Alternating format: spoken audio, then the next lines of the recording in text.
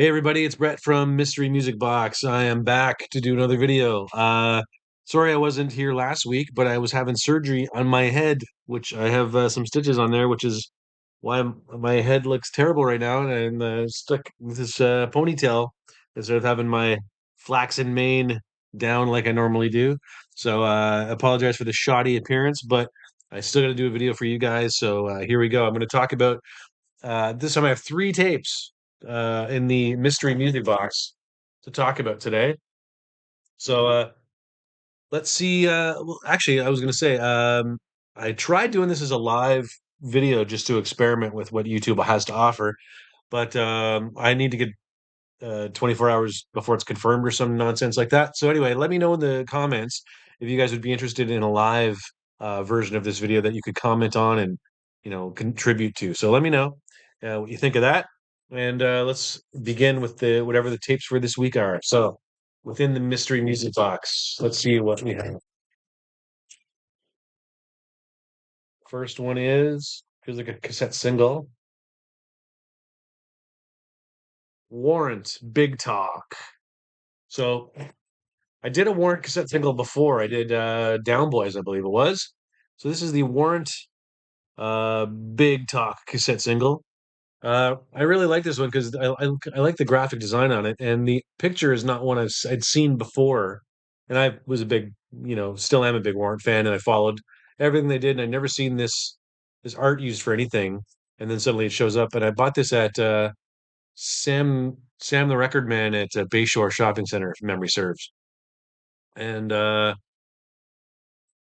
yeah, so this one, so I talked about how when Warrant came to Ottawa and I saw that show, and my friends and I caught Janie Lane's towel and we had a great grand old time. Well, another Warrant story I have for you is my friends and I in 1990, I believe, went to Toronto to see Poison on their Flesh and Blood tour, and Warrant was the opening act. I didn't have a whole lot of money back then, so I remember I bought a T-shirt from a vendor, a bootleg vendor out front, and it was a Poison shirt with a Warrant logo added. I thought, hey, great, I'm saving some dough because I'm getting both bands on one shirt. It was, of course, like a flimsy, cheap shirt, but I was happy to have it. Um, while we were there, we were in front of the Sky Dome in Toronto, and a limo pulled up, and out walks Janie Lane and Eric Turner. And Janie Lane was far taller than I would have imagined from seeing him in all the magazines. And so we got their autographs on a piece of 8.5 by 11 school paper from our school bags or whatever. So I met them and they signed that. And then we were all excited about, wow, we just met the guys from Warren. How cool was that? The limo pulls up in front of us again. Brett Michaels gets out. We said, hey, so cool. We got Brett Michaels autograph as well. So that was kind of a cool experience. And then the funny thing is, shortly after I went home, my dad saw the paper with the autographs and not realizing what it was, threw it away. So I don't have them. I didn't have them for very long, but it was still a cool story that I'm now sharing with you, the internet. So that's Big Talk. Oh, another thing about Big Talk. I remember in Metal Edge magazine, there was apparently a music video shot for this where they were doing motorcycle safety or something like that, and Metal Edge had a pinup and it looked really cool. But that video isn't what ended up airing. They ended up doing the video that we all know with Cashley Guido Buxley and promoting the Dirty Rotten Filthy Stinking Rich live VHS.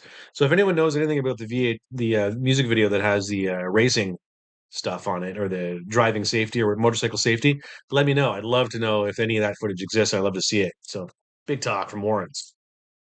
All right. The second one we got in here, also a cassette single, the London Quireboys, 7 o'clock. So um, back in the late '80s, early '90s, up here in North America at least, I believe the choir boys were known as the London Choir Boys.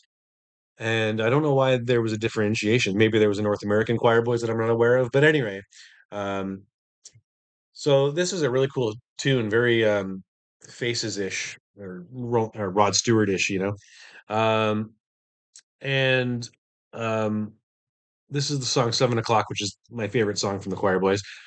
Funny thing is that a recent lineup of the choir boys that didn't have Spike singing came to Ottawa. My band Gelatin Skeleton was supposed to open that show, but then we didn't get the thing because the promoter said they didn't want an opening band. It was choir boys with Enough's Enough and Bad Marriage, I think it was. And we ended up not getting the gig because they said they didn't want a local act opening. And then, as it turns out, the night of, the owner goes, "Oh, whoops, they did want a band opening, so we could have got the gig, but didn't."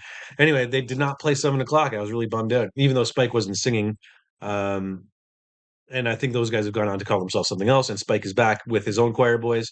Yeah, that's my experience with that. But the other thing is, I was briefly in a band. They asked me to come and sing. This is like in 91, 92, and the band wanted to do a choir boy song called Sex Party, and we did it, and it sounded great, and it was really turned out really well. But then they wanted me to sing a U2 song, and I'm not Bono, I'm like a hair band guy, so I could not sing that for the life of me. And so I lasted in that band precisely one rehearsal. But anyway, that's my London Choir Boys stories regarding this cassette single, which I also bought at Sam the Record Man at Bayshore. They seem to have a really good selection of cassette singles back in the day. All right, my third and final one for today is not a cassette single. Yeah, Loxley, better late than never. So Loxley was a local band here in Ottawa, Canada.